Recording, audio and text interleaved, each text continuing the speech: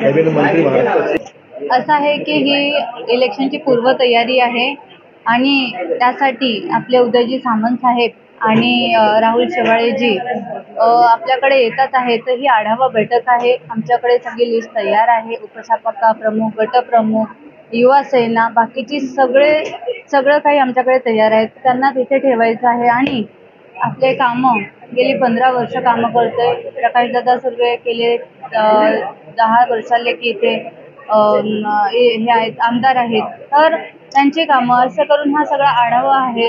तर हे सगळे कामं त्यांना दाखवायचे आहे आणि आपलं जे काही आपण कामं केले, लोकांची सेवा करतो, दरवेळेला आपण लोकांची तितकीच तत्परतेने, तितक्याच जोमामध्ये आपण लोकांचे कामं करत असतो. तर हे सगळं त्यांना आज जे आढावा बैठक आहे त्यासाठी ते येतात आहे. आपल्या सगळ्या उपशाखा, गटप्रमुख, युवासेना सगळ्यांना मार्गदर्शन करण्यासाठी ते येतात आहे. तर ही बैठक त्यासाठी लावली. ही आढावा बैठक आहे इलेक्शनची पूर्व. सर्वप्रथम सर्वांना जय महाराष्ट्र.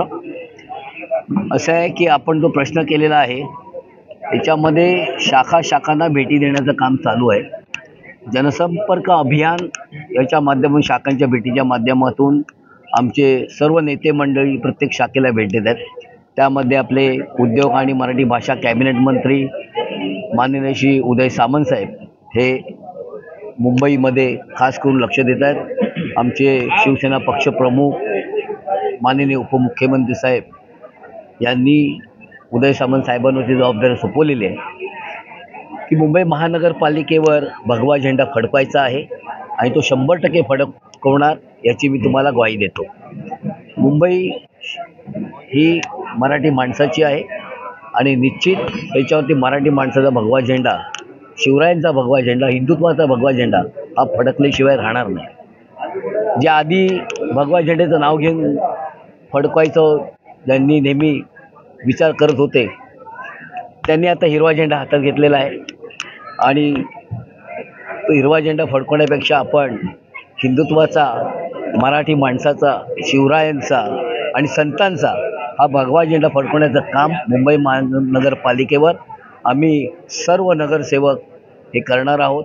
हे मी या निमित्ताने ग्वाही देतो आणि त्यांची पूर्वतयारी करण्यासाठी माननीय एकनाथ शिंदे साहेबांनी जी जबाबदारी दिलेली आहे उदय साहेबांवरती आणि जे आपले आमच्या विभागाचे लाडके आमदार प्रकाशदादा सुर्वे यांनी पूर्ण उत्तर मुंबई लोकसभेची पूर्ण जबाबदारी ही आमच्या दादावरती दिलेली आहे आणि मुंबई शहरामध्ये सर्वात जास्त नगरसेवक हे जर कुठच्या जिल्ह्यातून निवडून येतील, जर मला विचारलं तर मी ठामपणे सांगेन की उत्तर मुंबई जिल्ह्यामध्ये सर्वात जास्त नगरसेवक निवडून आणण्याचं काम आमचे प्रकाशदादा सुर्वे करतील, हे मी तुम्हाला ठाम सांगू इच्छितो.